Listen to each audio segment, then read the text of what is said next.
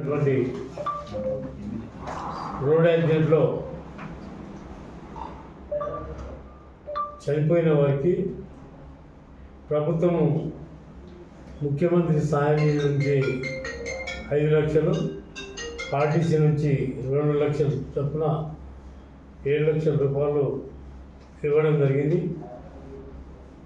మన తాండూరు వాళ్ళు 13 మందికి తాండూరు ఎమ్మెల్యే గారు వారి అందజేయడం జరిగింది.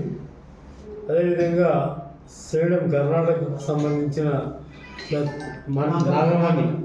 నాగమణి చనిపోవడం వల్ల వాళ్ళ భర్త మొన్న సావుకు ముందుండి కార్యక్రమాలు చేసింది కాబట్టి ఆయన 11 days వరకు ఇట్లకెళ్ళి బయటికి రాకూడదని ఆయన కూతురుకు ఆథరైజేషన్ ఇవ్వడం వల్ల ఇప్పుడు వారికి ఇచ్చినటువంటి 7 లక్షల రూపాయలు అందజేయడం జరిగింది. ఏది ఏమైనా ఇంకా నాందేడ్ అయినా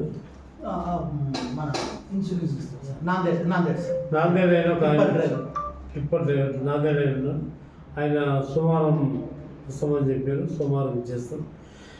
ఏది ఏమైనా రోడ్డు పనులు కూడా ముమ్మరంగా కొనసాగుతున్నాయి.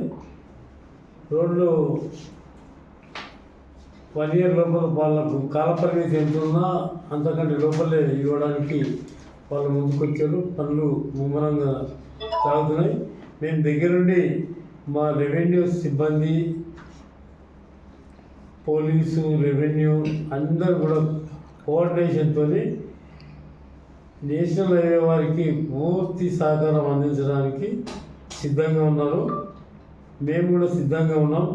తప్పకుండా రోడ్లు వీలైనంత త్వరగా పూర్తి చేయడానికి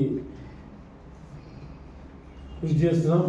ముఖ్యంగా ఈ రోడ్డు తొందరగా అయిపోతే ప్రమాదాల బారి నుంచి బయటపడడానికి కూడా అవకాశం ఉంటుంది. కాబట్టి రోడ్లకు ఎలాంటి అభ్యంతరాలు ఉన్నా కూడా ఎవరన్నా అభ్యంతరాలు ఉంటే ఆర్టీఓ గారు ఎప్పటికప్పుడు స్పందించడానికి సిద్ధంగా ఉన్నారు.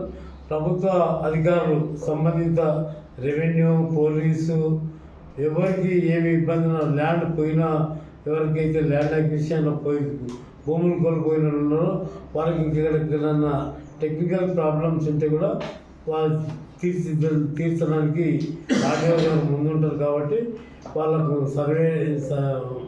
సర్వే ప్రకారం వాళ్ళు ఆర్బిట్రేషన్ చేసుకుంటారు. కొంతమంది అప్పీల్ కోయరు, కొంతమంది ఎవరైతే తీసుకున్నారో ఎక్కడన్నా అడ్డంకులు ఉంటే కూడా వాళ్ళకు సంజాయించి ఆర్టీఓ గారు, పోలీసు డిపార్ట్మెంటు వారికి సానుకూలంగా సంపూర్ణ సహకారం రోడ్ హైవే, నేషనల్ హైవే వారికి, కాంట్రాక్టర్కు పూర్తి సహకారం చేయడానికి సిద్ధంగా ఉన్నారు. కానీ కొంతమంది నేను మొన్న కూడా చెప్పిన